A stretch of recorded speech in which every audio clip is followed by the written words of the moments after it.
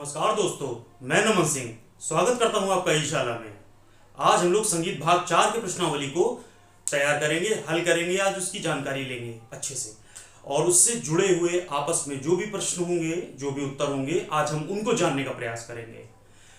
आइए चलते हैं पहले प्रश्न की ओर। हमारा पहला प्रश्न था, सर्वप्रथम स्त्री व पुरुष रागों की अवधारणा किसने दी? तो आप ध्यान दे दीजिएगा कि नारद जी हुए हैं जिन्होंने सर्वप्रथम स्त्री व पुरुष रागों के बारे में बताया है, रागों की अवधारणा दी है। लेकिन रागिनी शब्द यूज नहीं किया है और इन्होंने स्त्री पुरुष रागों के साथ में नपुंसक रागों की भी बात कही है। ठीक है, तो इस बात को आप लोग बेहतर देखिएगा। तो नारद जी से जुड़े हुए काफी प्रश्न हैं जो हम लोगों ने पहले भी किए हैं। धीरे धीरे हम लोग प्रश्नावली के अंतर्गत आते आते जो भी उनसे जुड़े हुए वक्तव्य हैं, जो भी उनसे जुड़े गतिविधियां रही हैं, सांगीतिक गतिविधियां रही हैं, उनके विषय में हम लोग जानकारी लेंगे। चलिए आइए चलते हैं दूसरे प्रश्न की ओर। एकमात्र हिंदू कलाकार जिनको खलीफा की उपाधि से विभूषित किया गया है। अगर आप हमारे पुराने लेक्चर सुनेंगे तो हमने आपको इस विषय में बताया है और बहुत अच्छे से बताया है कि एकमात्र कौन से हिंदू कलाकार हुए हैं जिनको खलीफा की उपाधि से। अच्छा, आप तो सोच रहे होंगे कि हिंदू कलाकार और खलीफा की उपाधि थी। खलीफा तो ज्यादातर मुस्लिम उस्तादों में, मुस्लिम कलाकार जो मुसलमान कलाकार रहे हैं उनको खलीफा की उपाधि देते थे, है ना। लेकिन एकमात्र हिंदू, प्रश्न तो यही बनता है ना, चूंकि एकमात्र हिंदू। आइए चलते हैं और इस प्रश्न से जुड़े 2-3 प्रश्न हमारे तैयार होने वाले हैं बहुत अच्छे अच्छे। आइए चलते हैं। एकमात्र हिंदू खलीफा हुए हैं जिनको उपाधि दी गई है, वो हैं बिक्कू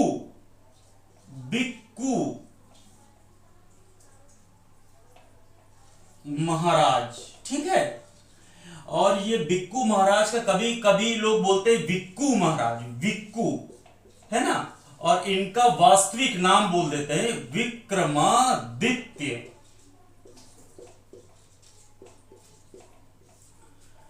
कभी कभी हम लोगों को दे दिया जाता है कि बनारस घराने में बिक्कू महाराज जी को खलीफा की उपाधि दी गई।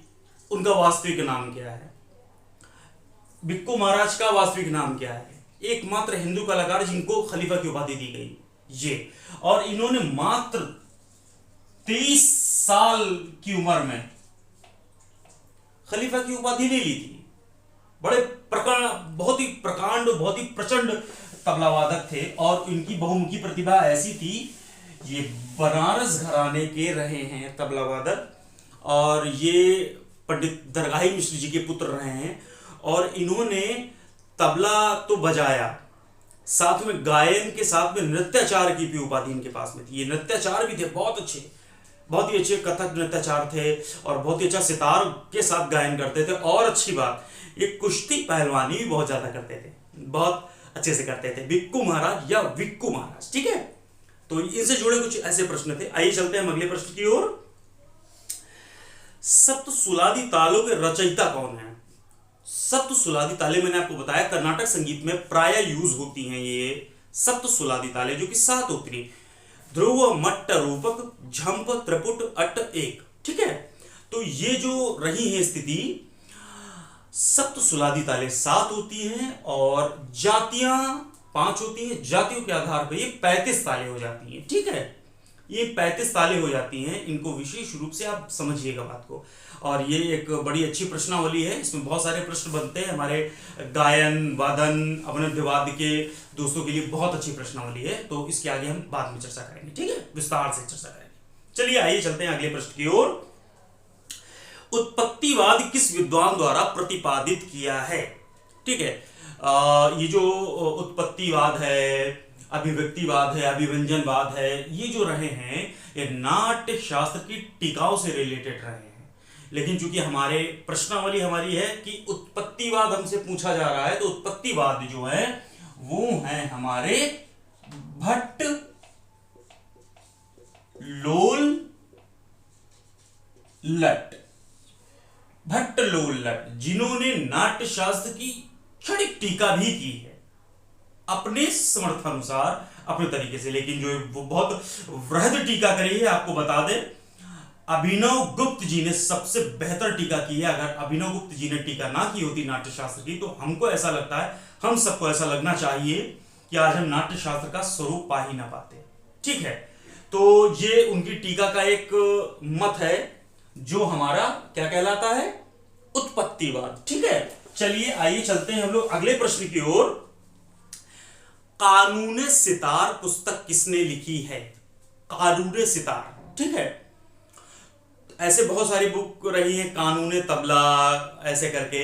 तो कानून सितार की मैं बात कर रहा हूं। कानून सितार सैयद सफदर हुसैन साहब ने लिखी है। ठीक है, फिर से बोल रहा हूं, सैयद सफदर हुसैन। ठीक है, और कानून तबला पुस्तक, ये आपके लिए प्रश्नावली है, आप मुझे कमेंट बॉक्स में लिख करके दीजिएगा कानून तबला किसने लिखी है। हमारे टेलीग्राम पे जो दोस्त हैं, हमारे यूट्यूब पे जो दोस्त हैं, वो हमको जरूर बेहतर बताएंगे कि ये पुस्तक किसने लिखी है। बहुत ही अच्छी पुस्तक है तबले के लिए, कानून तबला के बारे में बताना है। और प्रश्नावली हमारी थी कि कानून सितार, तो जो कानून सितार है वो सैयद सफदर हुसैन साहब ने लिखी है। चलिए आइए चलते हैं अगले प्रश्न की ओर। बनारस हिंदू विश्वविद्यालय में जो संगीत एवं कला संकाय बना हुआ है ना, मंच एवं कला संकाय ऐसे करके बना हुआ है, क्या है, संगीत एवं कला मंच संकाय, faculty of arts and music, या music and art faculty, simple ले लीजिए। तो ये तो अभी का नाम है, हम सब जानते हैं बीएचयू में। इसका पहले का क्या नाम था भाई? जब राजा राम मोहन राय जी ने, सॉरी मदन मोहन मालवीय जी ने इसको बसाया, तो उस समय ओंकारनाथ ठाकुर जी आए थे।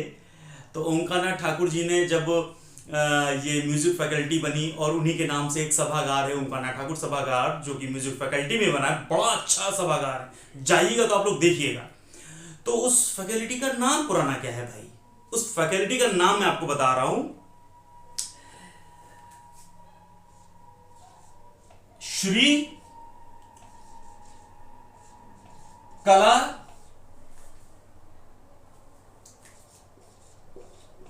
संगीत भारती,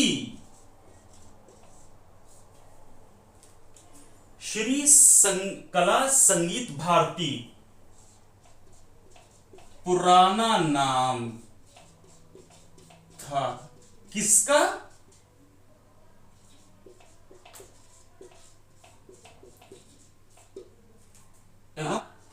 मंच संकाय। ठीक है, चलिए इसको देख लीजिए। बीएचयू में एक फैकल्टी है संगीत एवं कला मंच संकाय। ठीक है, इसका पुराना नाम क्या था? श्री कला संगीत भारती। और यहां पे एक सभागार है, संगीत संकाय में एक सभागार है, उसका नाम है ओमकारनाथ ठाकुर प्रेक्षागृह सभागार। तो ये प्रश्न आएंगे, ये मैं आपको बता चुका हूं, और ये गलती आप लोग ना करें तो बेहतर है भाई। आपके मन में आना चाहिए कि किसने बसाया, कब बसा, इसका पुराना नाम क्या था या नया नाम क्या था, अगर ऑथराइज्ड है तो। ठीक है, आइए चलते हैं अगले प्रश्न की ओर हम लोग। सुजान सभागार कहां स्थित है? ये जो सुजान सभागार है वो हमारा भातखंडे, आपको पता होगा भातखंडे संगीत संस्थान, जो पहले महाविद्यालय था, फिर महाविद्यालय हुआ, फिर सम विश्वविद्यालय हुआ, फिर विश्वविद्यालय हुआ, वर्तमान समय में वो अभिमत विश्वविद्यालय है। ठीक है, जिसका प्राचीन या पुराना नाम था जब भातखंडे जी ने बनाया वो मैरिस म्यूजिक कॉलेज था। ठीक है, तो इस चीज को आप बेहतर जानिए कि भातखंडे में सुजान प्रेक्षागृह है, सुजान सभागार है। और मैंने आपको इससे पहले कुछ प्रश्नावली में दिया था कि भातखंडे में एक और प्रेक्षागृह है जो कि पहले पर्यावरण और वातावरण के अनुकूल बनाया गया था, जैसा कि हमारे शिक्षण सिद्धांत हैं उसके अनुकूल बनाया गया था प्रेक्षागृह। वो था प्रेक्षागृह जो वर्तमान में इसमें ऑडिटोरियम का रूप ले लिया उसने, बहुत अच्छा ऑडिटोरियम है, आप जाइए तो देखिएगा उसको। ठीक है, उसका नाम है कला मंडपम। तो भातखंडे में 2 सभागार हैं, सुजान प्रेक्षागृह यानी सभागार, दूसरा कला मंडपम सभागार। तो इसको आप बेहतर जानिएगा, ठीक है। चलिए आइए चलते हैं हम लोग अगले प्रश्न की ओर। प्रणव रंग किस विद्वान का नाम है? उपनाम है, ठीक है। तो प्रणव रंग आप लोग को मालूम होना चाहिए कि प्रणव भारती। देखिए हमारा मार्कर भी थोड़ा सा कमजोर हो रहा है। प्रणव भारती और संगीतांजलि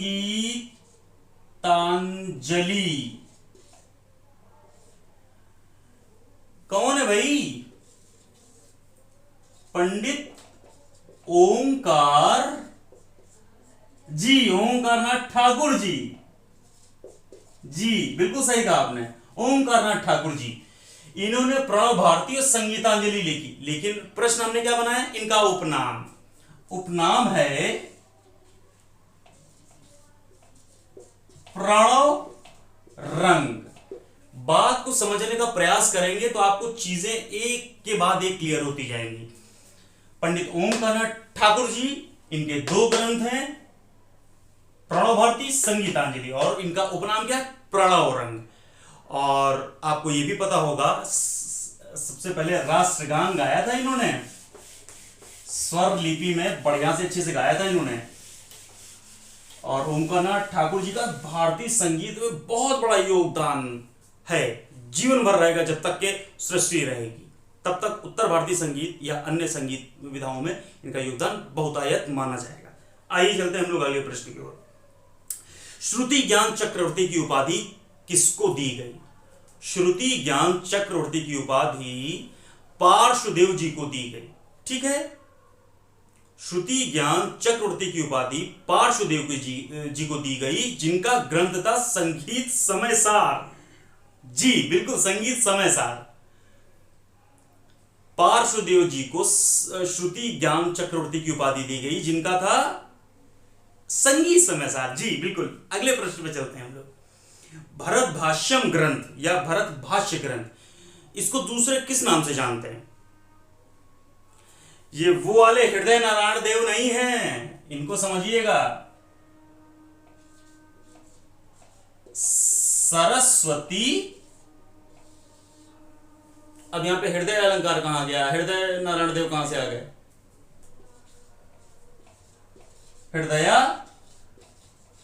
अलंकार, सरस्वती हृदय अलंकार भरत भाष्यम को अलग से जानते हैं, भरत भाष्यम ग्रंथ को इस नाम से भी जानते हैं, जो कि नान्यदेव ने लिखा है। और आपको बता दिया जाए कि जो नान्यदेव जी थे, इन्होंने श्रुति सबसे पहले श्रुति शब्द की सबसे पहले अपने ग्रंथ में इन्होंने बताया श्रुति क्या है। इन्होंने सबसे पहले अपने ग्रंथ में बताया। अभी पिछले पेपर में ये प्रश्न आ चुका है, इसलिए हमने कहा कि यहाँ पे ये देना जरूरी है। और इस प्रश्न से जुड़े जो भी 2-4 हमारे पास में प्रश्न थे, मैंने आपको बताए। और आपके अंदर की उत्कंठा अगर हो, जानने की जिज्ञासा हो, तो आप हमें प्रश्न अपने भेज सकते हैं। और इसके जुड़े जो भी हमारी वृहद जानकारी होगी, हम आपको जरूर बताएंगे। और हमारी टीम, हम इंशाल्लाह आपको बेहतर जानकारी, सटीक जानकारी आपको देने का प्रयास करते हैं। यही हमारा उद्देश्य है, यही हमारा गोल है। बहुत बहुत धन्यवाद।